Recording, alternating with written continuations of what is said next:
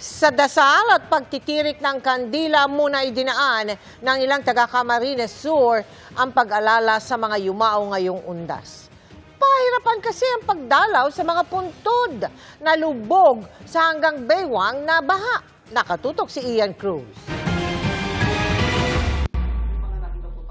Sa sementeryong ito sa Minalaba, Camarines Sur, inabutan namin ang lalaking ito na abala sa paglilinis ng puntod ng kanyang mahal sa buhay.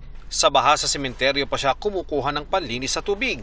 Noong bumaba ang lalaki, doon namin nalamang hanggang baywang pa pala ang tubig sa bahaging iyon. Undas ngayon pero itong portion po na ito ng Minalabak Cemetery, nakikita nyo naman po, halos wala talagang tao dito dahil napakataas pa rin ng baha. Sabi po ng mga residente at makikita rin naman natin yung mga bakas dito, talagang napakataas ng tubig baha na napunta nga po dito pero mahigit 1 linggo na hanggang bewang pa rin ang baha sa area na ito.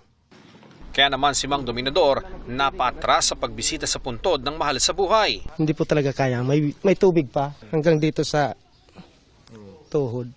May mga nag-iwan na lang ng sinindihang kandila, habang ang iba sa bukana na lang ng sementeryo sa gilid ng simbahan nagtirik ng kandila para sa namayapang mahal sa buhay. Para maaronin namin yung mga lola at saka lolo namin na naaalala sila. Si Aling Emma, galing pa ng Cavite at masayang nakauwi sa Minalabak.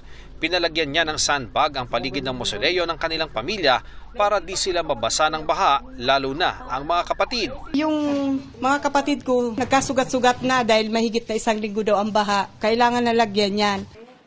Sa bayan ng Milaor, wala nang lagpas taong tubig, kaya abala na sa pagdalaw sa puntod ng marami.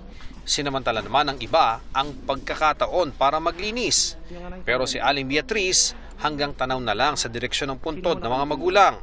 Ang mahalaga raw, nakarating siya sa sementeryo para alalahanin ang mga namayapang mahal sa buhay. Maputik yan eh.